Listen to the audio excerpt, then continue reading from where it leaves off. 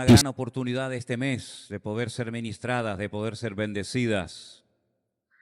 Recuerden que hay que aprovechar las oportunidades que se presentan y apoyarlas y disfrutar de ellas.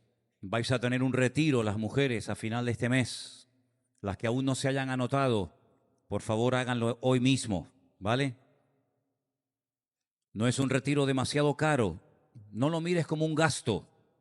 Míralo como una inversión, como algo que inviertes. Van a venir hermanas de diferentes lugares, incluso de extranjero, de fuera, para ministrarles, para estar con ustedes durante un par de días, ¿sí? ¿A partir de qué días es el retiro? 28 y 29 de este mes de septiembre, ¿vale? 25 euros un retiro, pero por favor, casi da vergüenza decir eso. 25 euros un retiro. Usted puede comer y dormir y ser ministrada por 25 euros. En esta iglesia sí, en otra a lo mejor no, pero en esta iglesia sí. Así que anótese, hermana, no se pierda esta oportunidad, vaya al retiro y disfrute, que estoy seguro que va a ser de gran bendición, como lo fue, porque oramos y así lo pedimos, y así fue el campamento de niños, que vinieron todos muy contentos y más tranquilos y más educaditos, y ahora van a sacar todos buenas notas. Va a ser algo increíble. Y los jóvenes vinieron totalmente transformados. Ya nadie deja las cosas tiradas en la habitación. Las habitaciones son un orden increíble. Respeto, una educación a los padres impresionante. Se ha visto un cambio brutal. Ya están llamando de otras naciones para venir a ver qué es lo que ha sucedido en estos días. Y las hermanas pues también van a venir más bellas, en plena forma física y espiritual, renovadas, bendecidas. Se le van a ir 30 años de encima. Bueno, las que tengan esa edad, o las que tengan una edad, porque si tienes 30 y se te van los 30, vendrá un bebé, vendrá un niño chiquitito. Mira, aquí viene la hermana, ¿no? Entonces aproveche esta oportunidad, hermana, por favor. Y oren para que sea una actividad de mucha bendición. Va a ser así, ¿verdad? Amén, muy bien, muy bien. El día jueves, los que estuvieron saben que hablamos acerca de un pasaje que nos habla acerca de evitar tener en nuestra vida nervios o estrés o preocupación por las cosas materiales. Leíamos en el Evangelio según San Mateo cómo el Señor Jesucristo, con palabras muy sencillas y fáciles de entender, decía cosas como: mirad las aves del cielo, que ni siembran, ni hilan, ni trabajan, y vuestro Padre Celestial las alimenta. ¿No valéis vosotros mucho más que ellas, hombres de poca fe?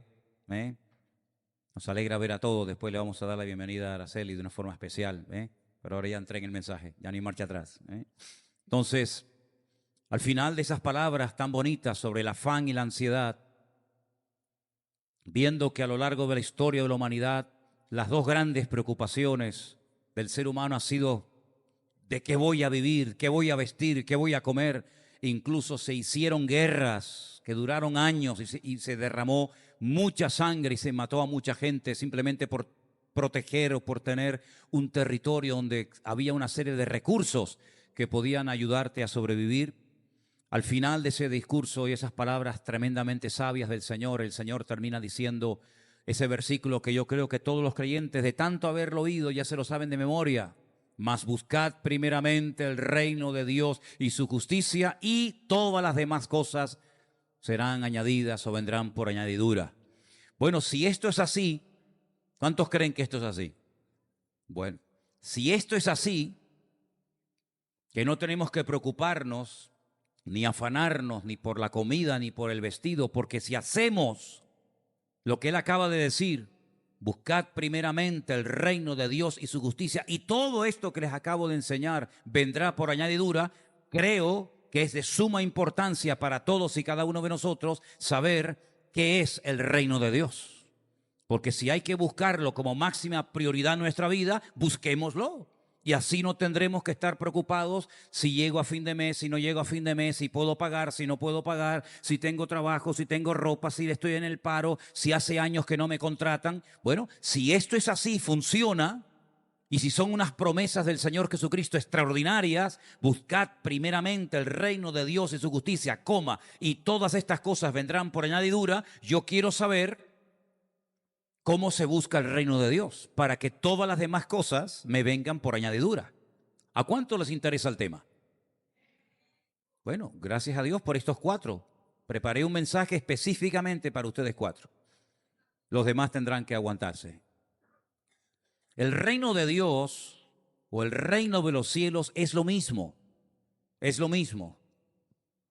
A veces se emplea en un evangelio la frase el reino de Dios y en otros evangelios se emplea el reino de los cielos.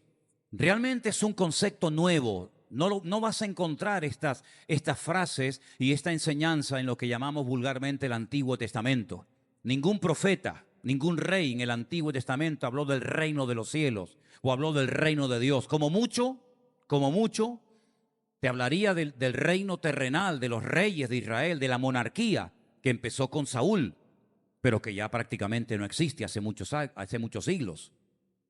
Sin embargo, en la mentalidad de todo israelita, incluso en la época de Jesús, la restauración del reino terrenal estaba constantemente y permanentemente latente en su vida, en sus pensamientos. Prueba de ello que la última pregunta que los discípulos le hacen al Señor segundos antes de que se vaya, segundos antes de la ascensión y no volver a verlo nunca más, fue: Señor, ¿restaurarás el reino en este tiempo?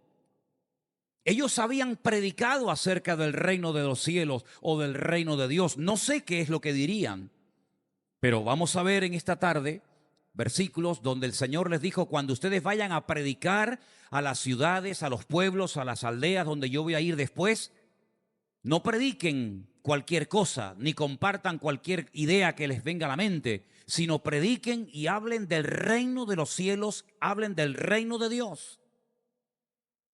Ahora vamos a ver en esta tarde algunas características, algunas responsabilidades y cosas muy interesantes acerca del reino de los cielos. Repito, ningún profeta habló jamás en estos términos. Ningún profeta utilizó esta frase cuando se dirigía a su audiencia. Ahora, para poder entender un poco esto del reino de los cielos o del reino de Dios, tenemos que situarnos un poco en el contexto de dónde dijo el Señor esto. El Señor Jesucristo era de origen judío. Formaba parte de una de las tribus más importantes del pueblo de Israel, concretamente de la tribu de Judá.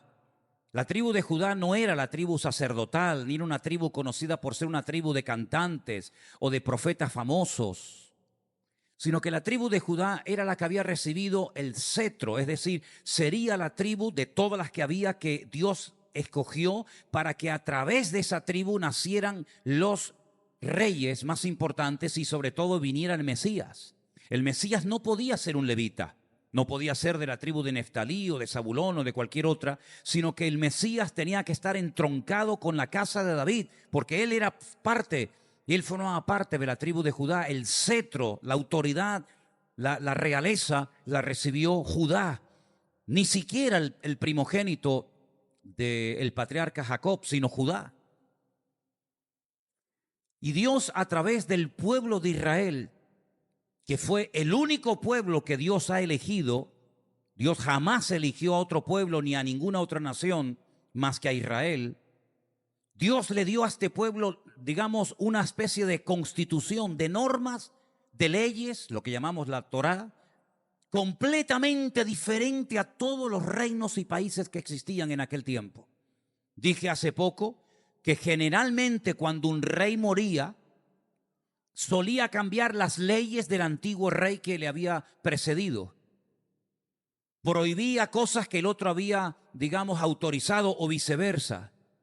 Sin embargo, el pueblo de Israel recibió una ley, unas instrucciones, unos mandamientos eternos.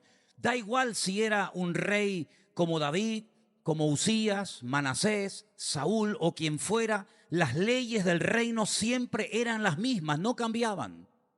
Por eso les dije el otro día que uno de los reyes griegos mandó a que las leyes del pueblo de Israel se tradujeran al griego, porque él quería saber cómo es posible que después de tantos siglos y de tantos reyes, las leyes de esta gente, las leyes de este pueblo, de esta raza, no cambiaran. Eran siempre las mismas. Lo que Dios había pedido hacía 500 años, lo seguía pidiendo en la actualidad y lo seguiría pidiendo en el futuro. Y por eso conocemos a esa traducción del Antiguo Testamento como la Septuaginta, porque metió en 70 habitaciones de su palacio distintas a 70 sabios para que tradujeran sin verse las caras el uno al otro, para que no se copiaran, sino para que se pudiera comprobar que los 70 decían, escribían y traducían lo mismo. Y se conoce esa primera traducción de la Biblia, del hebreo al griego, el Antiguo Testamento, como la Septuaginta, la primera vez en la historia que se tradujo la Biblia a otro idioma. Porque él quería saber por qué esas leyes nunca cambiaban. En el Salmo 19 dice que la ley de Dios, las instrucciones de Dios son eternas, convierten el alma, hacen sabio al sencillo, alumbran los ojos y permanecen para siempre. Cuando el Señor Jesucristo dijo: el cielo y la tierra pasarán, pero mis palabras no pasarán, también lógicamente se estaba refiriendo a todo lo que se había escrito y revelado a lo largo de la historia. Nosotros tenemos el privilegio de poder tener una escritura en nuestro propio idioma. La Biblia se ha traducido a cientos y a miles de idiomas, pero en aquellos tiempos no se tenía acceso a las escrituras. La gente no tenía la Biblia escrita en su propio idioma, sino que tenían que ir al templo, a la sinagoga y a ciertos y determinados lugares para poder escuchar la escritura, porque era prácticamente imposible que una persona del pueblo común y llana pudiera tener ejemplares, pergaminos escritos de la palabra de Dios. Y con ese pueblo Dios se relacionó de una forma, digamos, nacional. Había una especie de élite o de casta que eran los reyes, los profetas, los sacerdotes o en algunas ocasiones los jueces, que eran los únicos que tenían acceso a recibir la revelación divina. Era una relación de tipo nacional y sobre todo había un representante de todo el pueblo que se llamaba el Cohen Gadol, el gran sacerdote, el sumo sacerdote, que podía entrar una vez al año al lugar más sagrado donde habitaba, donde moraba Dios, que era en el famoso lugar santísimo. Y una vez al año este hombre oraba y pedía para que Dios bendijera a todo el pueblo y al mismo tiempo si recibía alguna palabra, alguna revelación, él salía y se la transmitía al pueblo. Y cuando salía levantaba sus manos y bendecía al pueblo hasta el próximo año. Y vemos que era un pueblo realmente privilegiado. Ellos sabían perfectamente la voluntad de Dios, sabían lo que Dios quería y lo que Dios no quería. No es que siempre le obedecieran, pero ellos sabían que a través del profeta y a través de la palabra escrita, ellos podían saber en todo momento cuál era la voluntad de Dios. Si había que hacer un sacrificio por la mañana o por la tarde, cómo se tenía que tratar a las viudas, a los extranjeros, cómo se tenía que plantar, cosechar, cómo se tenía que criar a los animales, cómo tenía que vivir un hombre casado, una mujer viuda, una chica soltera. Todo estaba estipulado en la Torá, en la ley de Dios. Y durante siglos fue así. Sin embargo, cuando hablamos del reino de Dios, es algo mucho más amplio. Es algo mucho más vasto que lo que estamos hablando acerca del pueblo de Israel. Porque lo que Dios siempre quiso tener fue una relación personal con cada individuo, con cada persona. La primera vez que vemos a Dios hablando y haciendo algo, gracias al Señor tenemos ese registro, lo vemos en el libro del Génesis, donde vemos que Dios comienza a crear un montón de cosas, pero uno se pregunta, ¿y para qué? ¿Para qué crea tantas estrellas y sol y planeta y animales y plantas? ¿Para qué? Al final entendemos para qué y por qué. Porque Dios iba a poner a su criatura favorita, al hombre, como guardián y protector de toda aquella creación que Dios le había dado. Y lo pone en el lugar más hermoso. Lo pone en un lugar donde no le faltaba absolutamente de nada. El hombre era totalmente feliz, estaba plenamente realizado. Con las fieras del campo no había ningún problema porque ni siquiera tenían esa fiereza que después tuvieron. Podía comer todo cuanto quisiera, no tenía calor, no tenía frío, era un hombre feliz, completo, en armonía con sí mismo y con el Creador y con la creación. ¿Por qué? Porque estaba bajo el amparo, estaba bajo el paraguas, estaba bajo la soberanía, bajo el gobierno de Dios. Pero llegó un momento cuando el hombre decide salirse del gobierno de Dios. Porque dicho sea de paso, cuando Dios creó al hombre, lo creó con la capacidad de poder rebelarse. Si no lo hubiera creado con la capacidad de rebelarse, hubiera creado un robot, hubiera creado un ser imposible de rebelarse contra su creador. Pero la perfección implica capacidad de tomar decisiones, lo que llamamos libre albedrío. Y el hombre decidió prestar más atención a las ofertas del enemigo de Dios, que es digamos, el representante del reino de las tinieblas, en otras palabras, Satanás, que obedecer y seguir y acatar las leyes del reino que en aquel momento imperaban. Y desde ese momento hasta el día que Cristo muere en la cruz, allí en Jerusalén, el hombre ha vivido a su aire y a su manera. Algunos aceptaban la ley, pero la inmensa mayoría se desviaron. Comenzaron crímenes, asesinatos, violaciones, secuestros, guerras, todo tipo de epidemias, de enfermedades, de injusticias, pueblo contra pueblo, nación contra nación, hijos contra padres, padres contra hijos. Comenzaron a diseñar cosas que no tenían ningún sentido ni ninguna razón de ser. No había ningún respaldo divino en aquella obra, en aquella megaestructura faraónica que era nada más y nada menos que llegar a la presencia de Dios ladrillo tras ladrillo, piedra tras piedra, una especie de sigurat, de observatorio, ¿verdad? Para poder llegar a la presencia de Dios y demostrarle que ellos podían llegar a Dios a su manera. No tenía ningún sentido aquello. Y comenzaron a hacer todo tipo de inventos raros y extraños y comenzaron a quebrar todo el gobierno de Dios. Y digamos que se pusieron bajo la cobertura del gobierno del enemigo de Dios, es decir, de Satanás. Y por eso podemos ver que al poco tiempo, después de la creación, cuando todavía podían ver las caras y el rostro y la vida de Adán y Eva, porque vivieron muchísimo tiempo, a pesar de que sabían que ni él ni ella habían nacido de una relación humana como todos los seres humanos, sino por creación directa, intervención directa de las manos del Creador, ellos seguían tratando de llevarle la contraria a Dios. Y Dios decía una cosa y hasta uno de sus propios hijos, criado en un ambiente donde ellos sabían perfectamente que hacía muy poco tiempo habían podido hablar con Dios personalmente y pasear con Dios y tener comunión con Dios, uno de sus propios hijos desafía a Dios en su propia cara e intenta acercarse a Dios de una forma diferente según lo que a él le parece y no según lo que Dios ha establecido. Y a lo largo de la historia, a través de los profetas, a través de los reyes, a través de los sacerdotes, Dios siempre trató de que el hombre interiorizara y comprendiera de que Dios, no sabemos por qué, ha decidido unilateralmente predestinar a la raza humana para convertirla no en sus siervos, ni en sus vasallos, ni en sus esclavos, sino en sus hijos. Pero el hombre quería vivir su vida a su manera, el hombre quería vivir a su aire, pero cuando el Señor Jesucristo empieza su ministerio, en el Evangelio según San Mateo, capítulo 4, verso 17, nos dice algo increíble. ¿Cuál fue el primer mensaje? ¿Cuál fue las primeras palabras?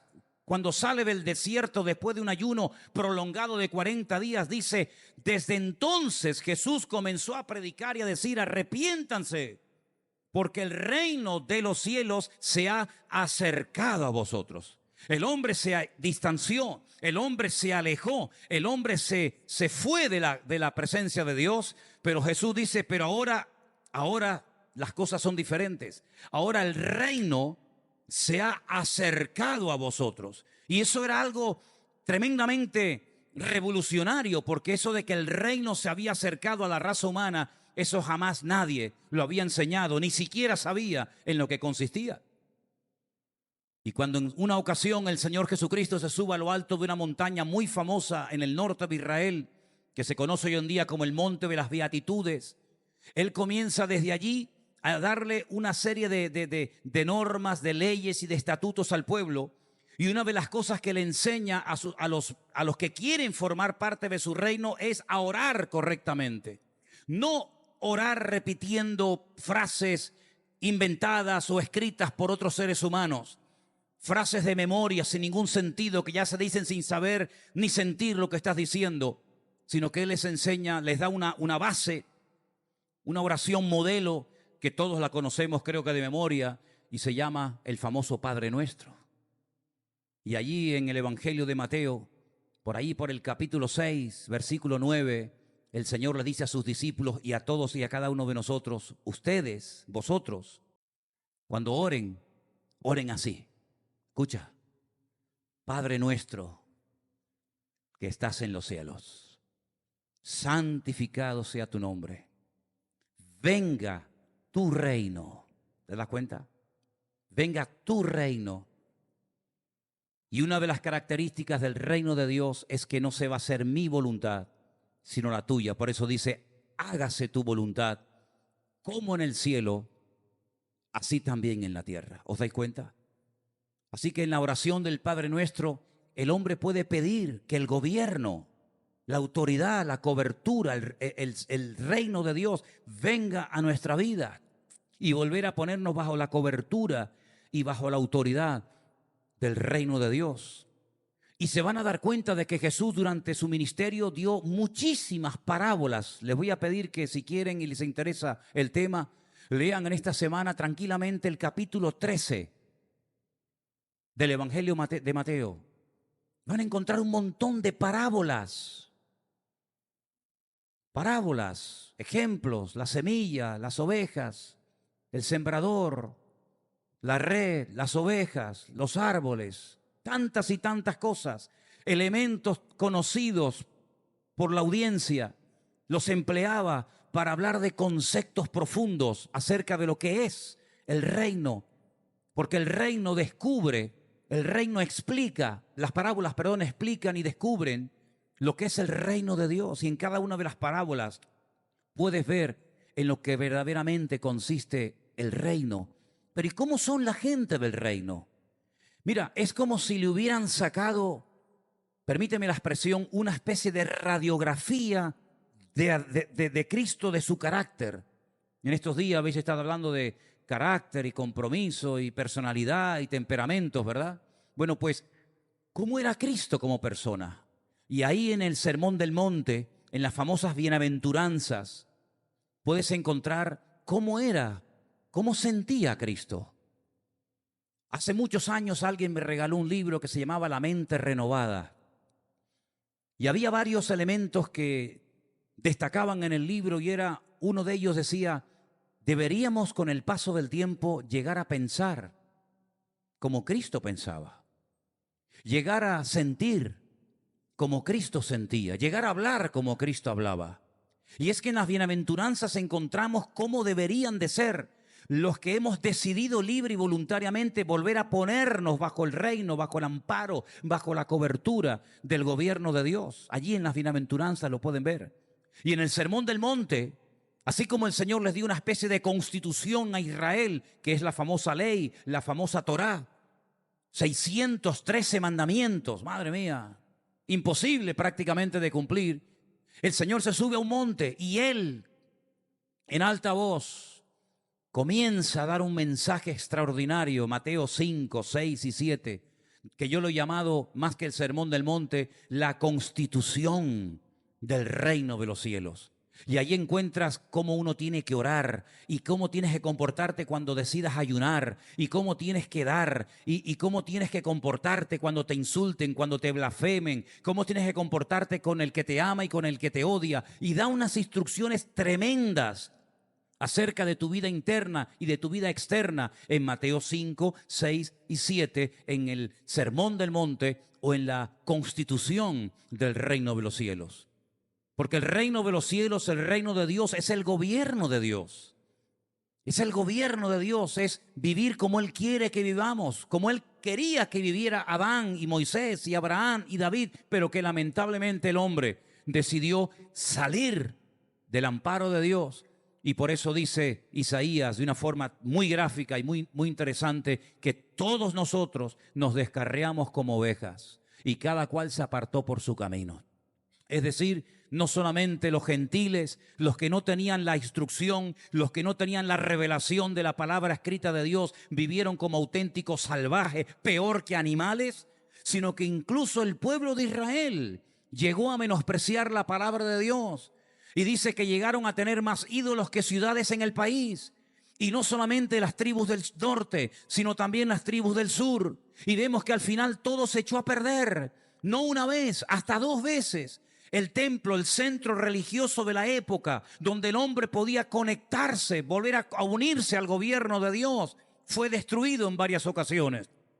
Y todo fue realmente un fracaso. Y hasta el día de hoy anhelan y sueñan y sufren porque no tienen ese punto, ese nexo. Pero gloria al Señor que no necesitamos de un edificio, no necesitamos de una sede donde tenemos que reunirnos todos los que creemos en Dios, sino que ahora Él ha decidido que si nos queremos poner otra vez bajo el gobierno, bajo la protección de Dios, Él convierte tu cuerpo, Él convierte tu vida, tu misma existencia en morada permanente de Él, templo del Espíritu Santo de Dios, dice la Biblia que podemos llegar a ser. ¿Cuántos dicen amén? Así que el gobierno de Dios es eso, estar bajo su cobertura, estar bajo su protección. Claro, los discípulos creían que no iban a ser felices hasta que el imperio opresor, en este caso Roma, fuera derrotado, humillado y nuevamente Israel tuviera su rey, su monarquía, su palacio, pero se equivocaban. ¿Cuántos reyes tuvo Israel? ¿Cuántos reyes tuvieron? Y la inmensa mayoría, ustedes pueden leer la historia de los reyes tanto de Israel como de Judá, la inmensa mayoría fueron un auténtico desastre. Hizo lo malo ante los ojos del Señor. Y ahí murió. Y entraba otro, y en vez de decir, bueno, yo no voy a imitar al que me ha precedido, no voy a imitar a mi padre, a mi abuelo, pues resulta que dice que a veces era peor el que entraba que el que había salido.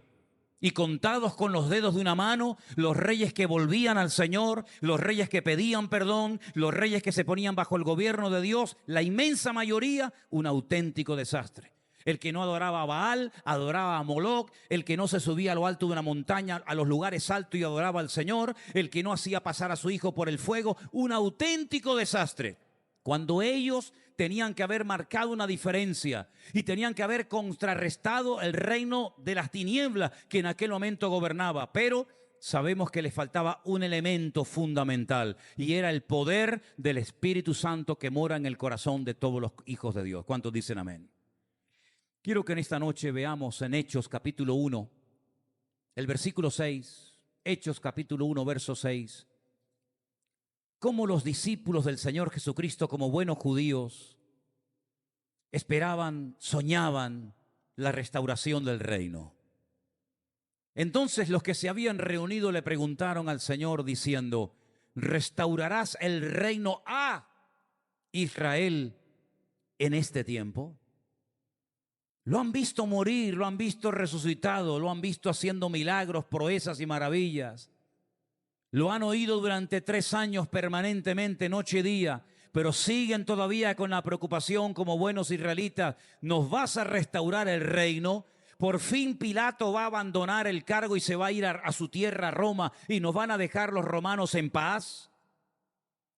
Sin embargo, el Señor Jesucristo no les ríe la gracia, ni les responde como a ellos les hubiera gustado recibir la respuesta de los labios del Señor, sino que les dice algo que los desbarató. Y le dice, no les toca a ustedes saber los tiempos que mi Padre puso en su sola potestad. Como diciendo a ustedes, lo último que les debe de preocupar es la restauración de un reino terrenal. No estamos para esto. Porque una de las cosas que el Señor Jesucristo dijo, y lo vamos a leer, Juan 18:36, algo muy interesante a tener en cuenta cuando hablamos de este tema, y es lo siguiente. Jesús dijo, mi reino no es de este mundo. Si mi reino fuera de este mundo, mis servidores pelearían para que yo no fuera entregado a los judíos, pero mi reino no es de aquí. Los reinos, los imperios se levantan y caen.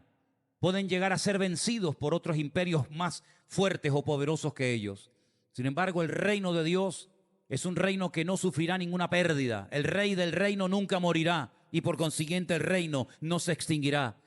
El reino de Dios está a prueba de cualquier tipo de ataques de críticas o de calumnia. El reino del Señor dice que es un reino sempiterno, es un reino eterno. No es como Nabucodonosor, que tuvo su día de gloria y cayó, o como Ciro, o como Faraón, sino que el reino del Señor es eterno, porque el reino del Señor no es de este mundo, aunque dice la Biblia que ya está en este mundo, no plenamente, digamos, introducido, pero ya está en este mundo. Lucas 17:21, corrían peligro de pena de muerte.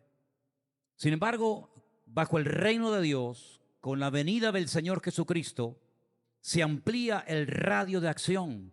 Ya no es solo para Israel, sino que ahora Él dice, id por todo el mundo. No dice ir por todo Israel y ya está. Claro, al principio les da una especie de plan de acción.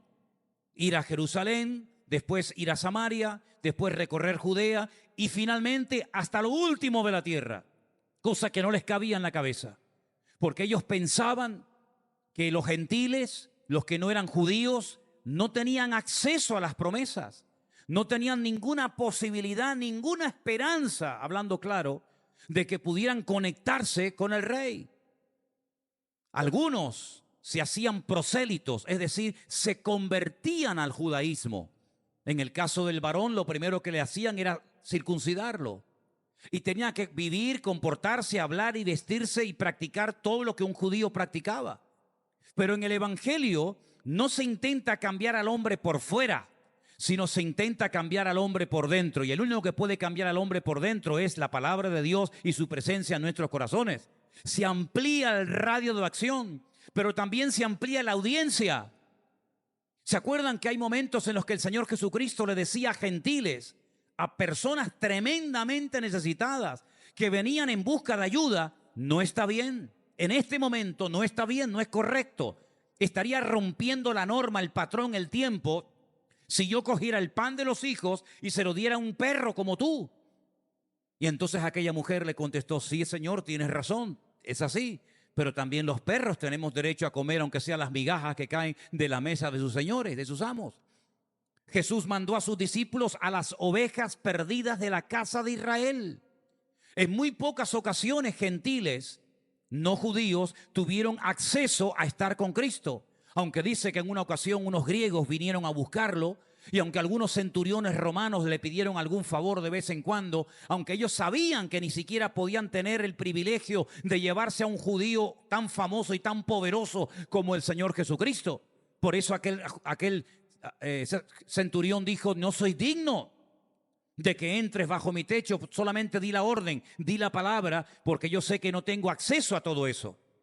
Fijaros que aquel etíope eunuco que venía de Etiopía, sentado en su carro tratando de adorar a Dios, leía, tuvo que aprender a leer hebreo porque todas las escrituras estaban en hebreo en aquel tiempo.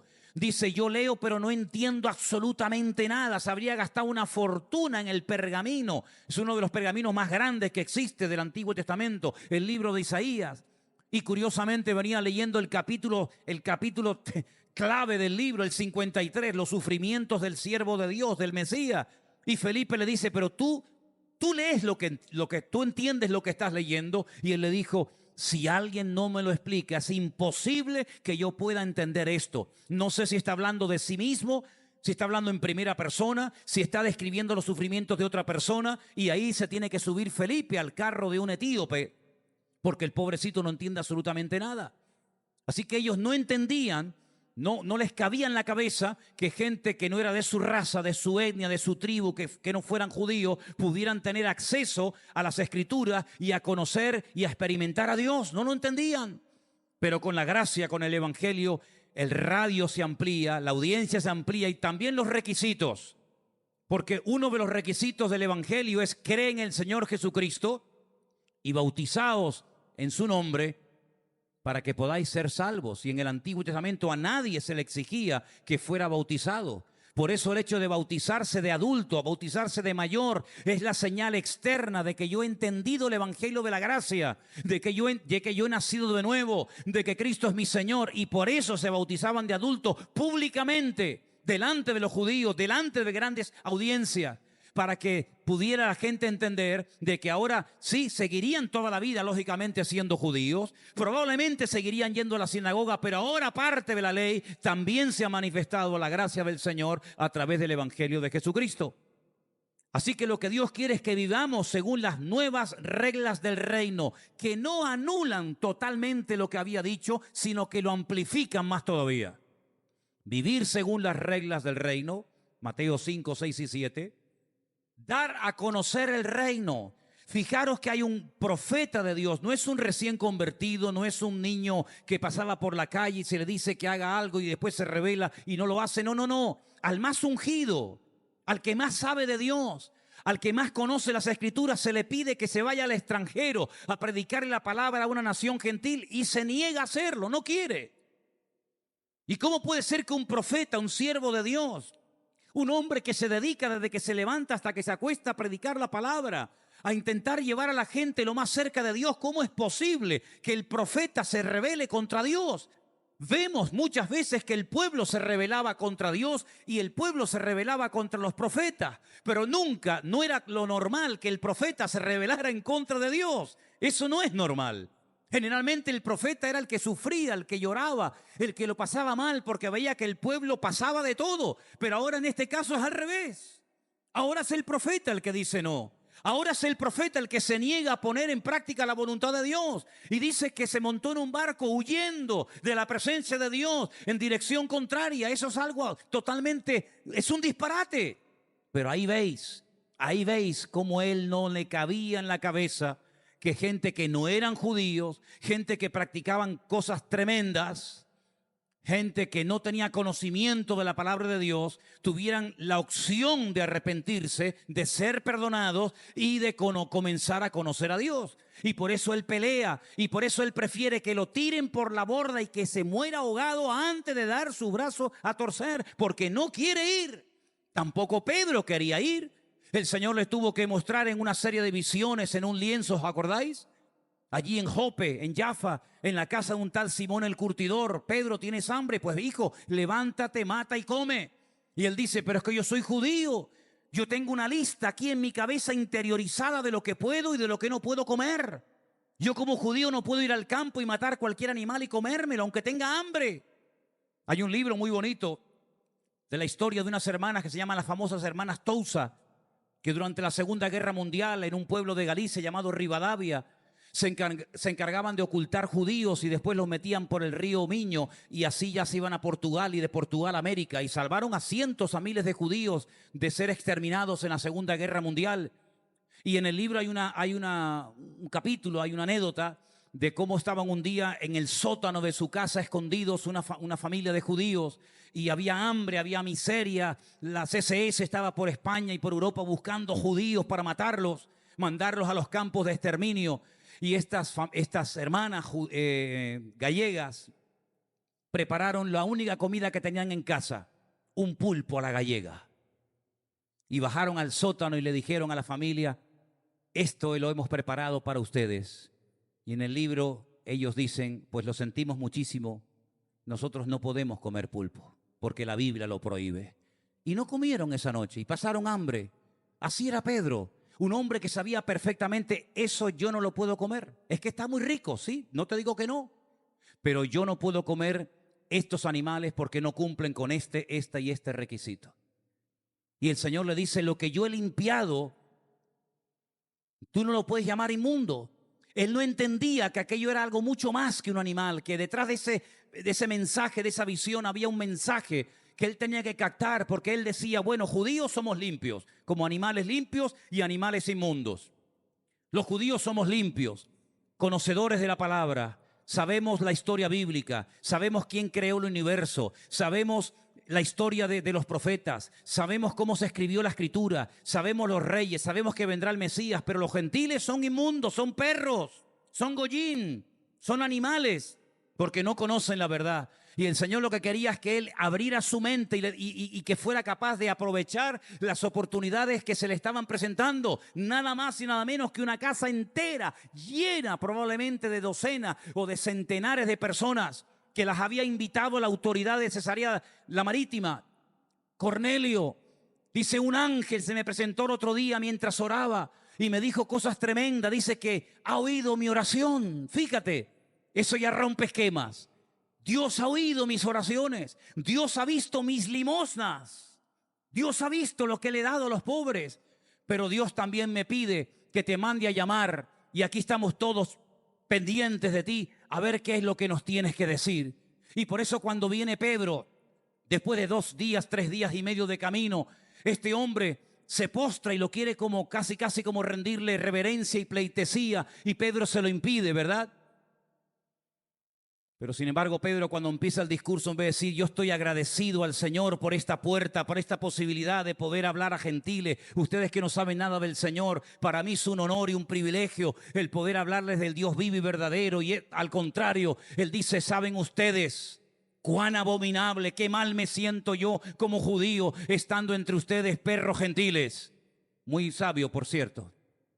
Y el Señor lo tiene que interrumpir y derrama su Espíritu Santo y tienen la misma experiencia allí en Cesarea, romanos, gentiles, no judíos, no circuncidados, tienen la misma experiencia que tiempo atrás habían tenido los 120 santos judíos en el aposento alto.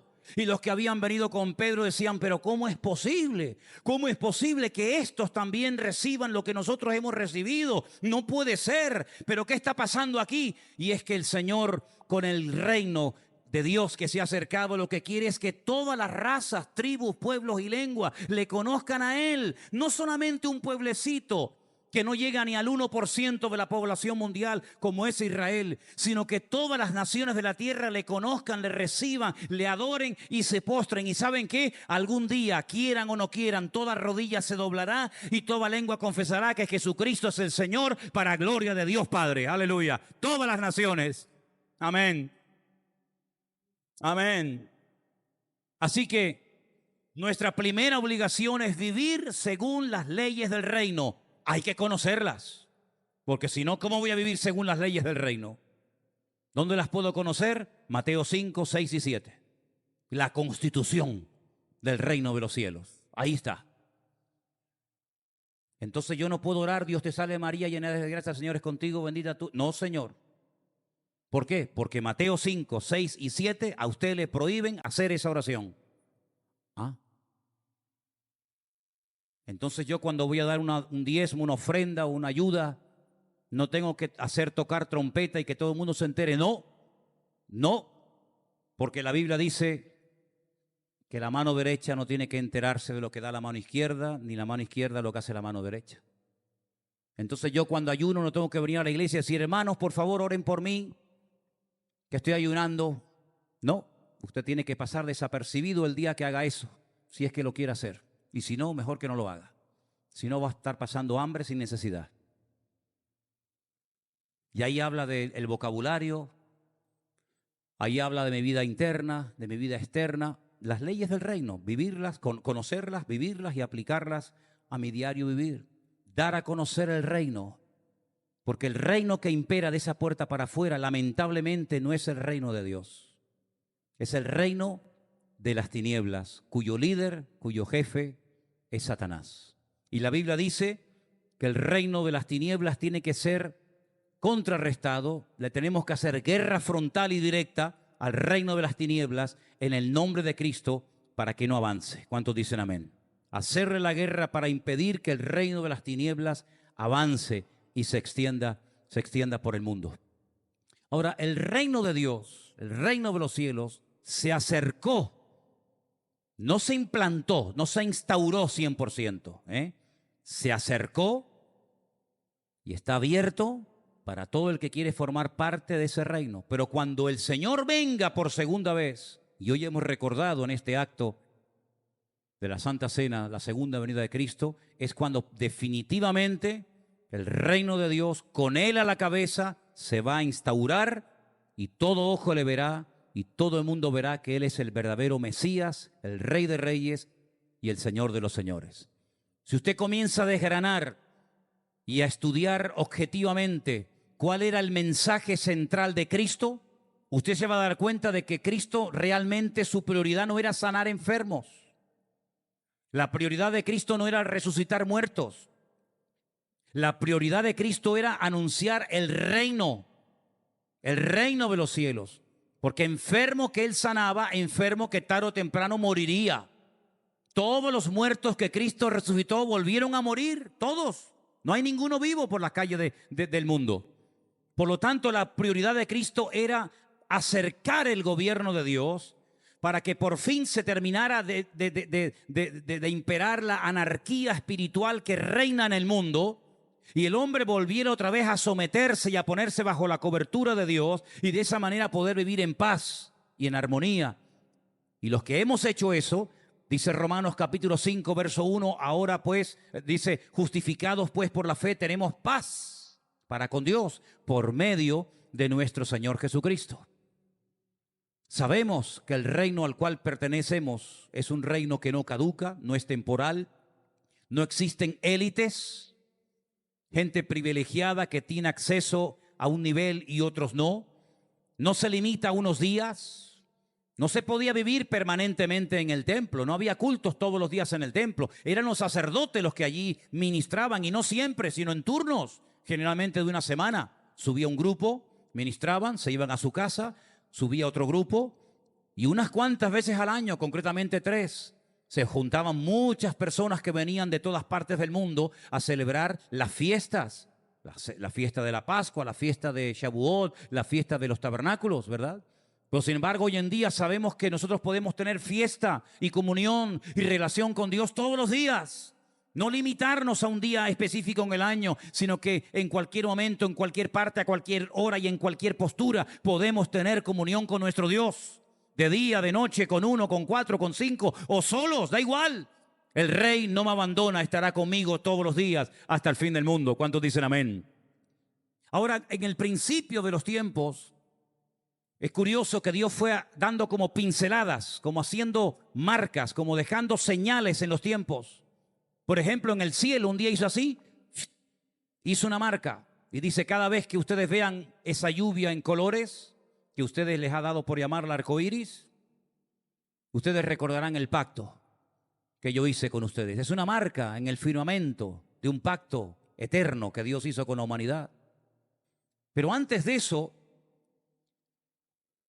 uno de los hombres que sabía que su vida iba a ser una vida de errante, constante y permanente, de una insatisfacción permanente de noche y de día, y que corría el peligro de viajar por algunas partes de la tierra que ya estaban tremendamente habitadas en aquellos tiempos, aunque parece que no había nadie en el mundo, y tuvo miedo de que alguien lo viera y lo matara, le dijo al Señor: Señor, grande es mi castigo. Cuando alguien me vea, se podrá levantar contra mí y matarme. Y es la primera vez que Dios hace una marca en el cuerpo del hombre. Y dice que puso en él una marca, una señal, para que toda persona que lo viera no lo matara. Es interesante notar eso, ¿verdad? Como también en los tiempos del profeta Ezequiel le dijo: sal por la calle y márcame en la frente a una serie de personas que yo he escogido para unos fines concretos y particulares, ¿no? Y uno se pregunta: ¿y la señal o la marca de los que formamos parte del reino cuál es? Porque cuando alguien tenía ganado, si querías protegerlo y si querías demostrar que eran tuyos, se les tenía que marcar a fuego y se les herraba. Y tú podías ver en el campo si ese animal era tuyo o era del vecino por el sello que llevaba, ¿verdad? Y sabemos que las tribus de Israel, cuando acampaban, que eran miles y miles de personas en pleno desierto, donde no hay árboles, ni montañas, ni punto de referencia, ¿cómo te guías? ¿Cómo sabes dónde está mi padre, dónde está mi tribu o dónde no está mi tribu? Por los famosos estandartes. Había estandartes, y dicho sea de paso, hace tiempo que lo quiero decir y siempre se me olvida.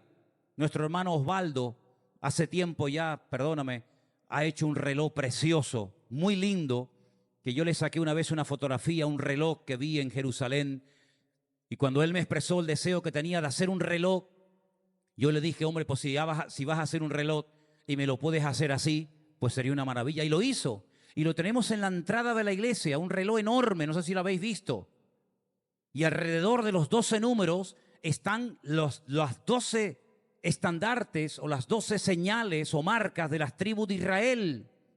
Y uno puede ver, este era el estandarte o el símbolo, la bandera de Judá, de Leví, de Zabulón, de Dan, de Neftalí, etcétera, etcétera.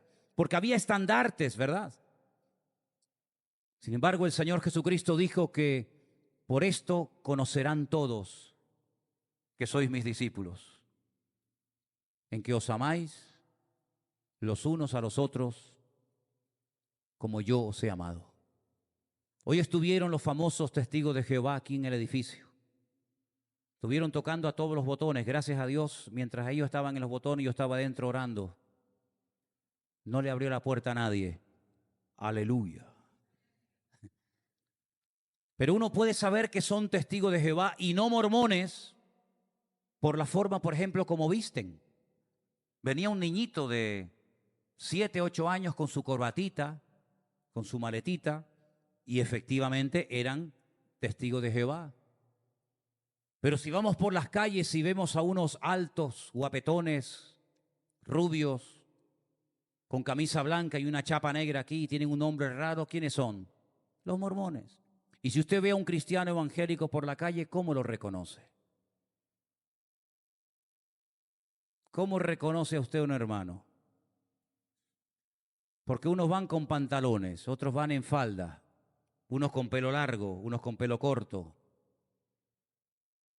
¿Cómo se reconoce a un evangélico? Tiene que llevar 1 metro, decirle, hermana, venga, le voy a medir el cabello. Sí, usted es santa, porque tiene el cabello largo. Lo tiene corto, esta es gentil, incircuncisa filistea, ¿no? Es que el evangélico no se reconoce por su apariencia exterior, lo cual no quiere decir que vamos a ir como un salvaje vestido por la calle, evidentemente. Pero Jesús dio una señal de identidad para todos los creyentes que forman parte del reino de Dios, y es esta. De esta forma conocerá la gente que sois mis discípulos, que son míos, en que os amáis los unos a los otros como yo os he amado. Bueno, pues espero que todos y cada uno de nosotros tengamos en cuenta que a usted no le queda más remedio, quiera o no, le guste o no, que me tiene que amar. Te aguanta. Y a mí no me queda más remedio que amarte. Que el Señor nos ayude a todos. Mateo capítulo 10, del versículo 1 en adelante, quisiera leer estos versículos. Entonces, llamando a sus 12 discípulos, les dio autoridad. Esa es una señal del reino. Esa es una señal de los que viven bajo la cobertura de Dios. Autoridad delegada de Dios en sus vidas. Autoridad. ¿Para qué? Sobre los espíritus inmundos. Para que los echaran fuera. Para sanar toda enfermedad y toda dolencia. Los nombres de los 12 apóstoles, para que no digan, bueno, a este sí y a este no, no. Ahí están los nombres de todos. Simón, Pedro, Andrés, su hermano, Jacobo, el hijo de Zebedeo, Juan, su hermano, Felipe, Bartolomé, Tomás, Mateo el publicano, Jacobo, el hijo de Alfeo, Lebeo, por sobrenombre Tadeo, Simón, el cananista, Judas Iscariote, el que también le entregó. A estos 12 envió Jesús y les dio instrucciones diciendo, por camino de gentiles no vayáis, no era el momento, no era el tiempo. Después le dice, id por todo el mundo, pero aquí les dice, por los gentiles no vayáis todavía, ¿verdad? En ciudades samaritanos no entréis, no es el momento, no es el tiempo, sino id antes a las ovejas perdidas de la casa de Israel. Y yendo, predicad diciendo, el reino de los cielos, no el reino de David, no el reino de la monarquía de Israel, sino el reino superior, el reino de los cielos se ha acercado. Exactamente les manda a ellos a predicar el mismo mensaje con el que el Señor Jesucristo comenzó su ministerio. El reino se ha acercado.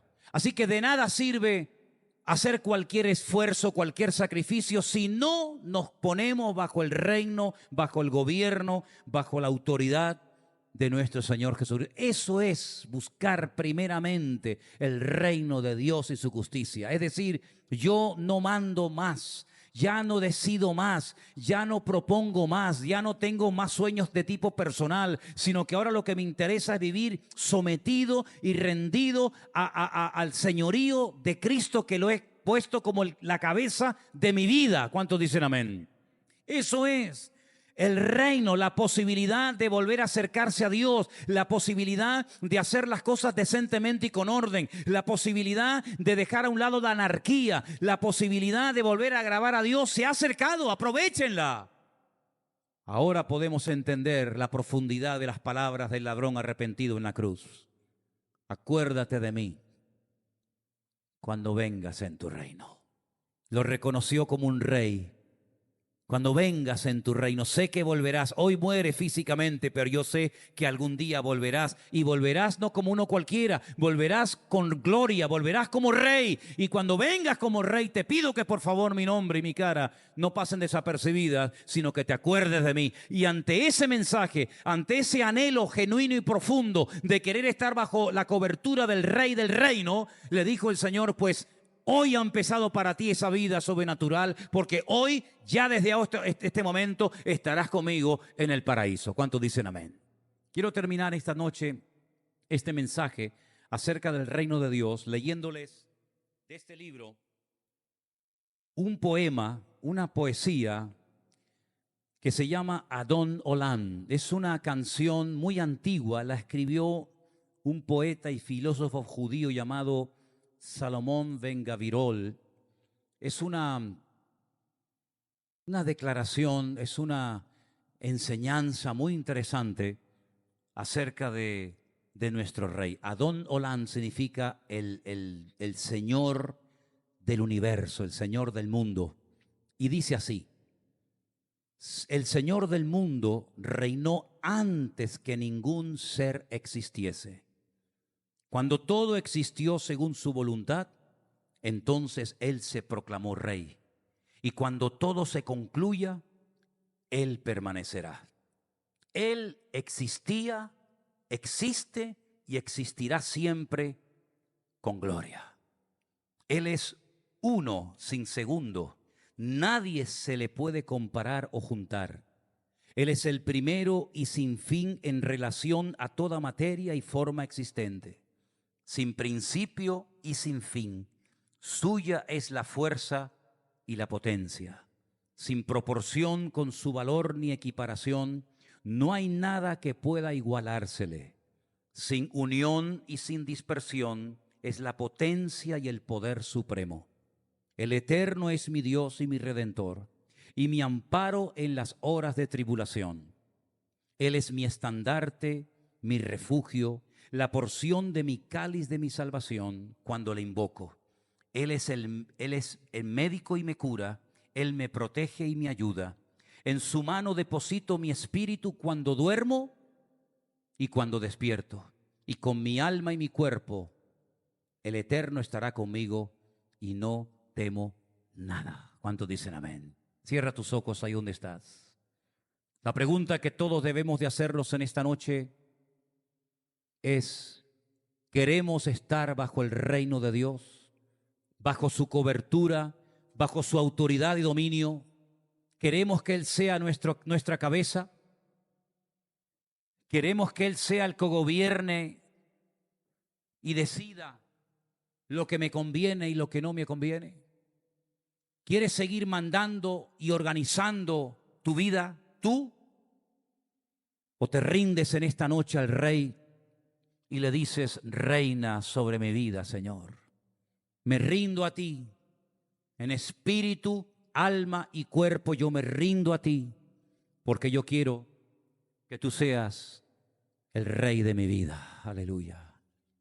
Si es así, si ese es tu deseo y tu anhelo, yo te invito que en esta noche se lo digas con tus propias palabras. Quiero que le digas al Señor: quiero que seas el Rey de mi vida. Quiero que seas mi cabeza y mi autoridad suprema. Quiero que controles todo mi ser. Y quiero, Señor, a partir de hoy someterme libre y voluntariamente al señorío de mi Rey y mi Señor. mi Señor Jesucristo. Aleluya. Eso es vivir bajo las leyes del reino. Es vivir sometido al Señor de noche y de día. Lo que pienso, lo que hablo, lo que anhelo, lo que decido, es lo que el Señor quiere para mí. Porque lo que el Señor quiere para mí siempre será lo mejor. Él nunca se equivocará. Él siempre, siempre tendrá lo mejor para mí. Y yo quiero aceptar la voluntad de mi Rey y de mi Señor en esta noche. Si es así, díselo con tus propias palabras. Aleluya. Te adoramos, Señor. Mientras cantamos esta alabanza en esta noche, este antiguo himno, donde le vamos a decir al Señor que nos rendimos a Él. Si en esta noche verdaderamente tú quieres que Él sea tu Rey, tu Señor, y le quieres rendir toda tu vida y tu existencia a Él, solamente si es así, te pediré que te pongas de pie y lo cantes, y que en esta noche el Señor vea el deseo de nuestra alma y de nuestro corazón, y que verdaderamente todos estemos bajo el reino de Dios.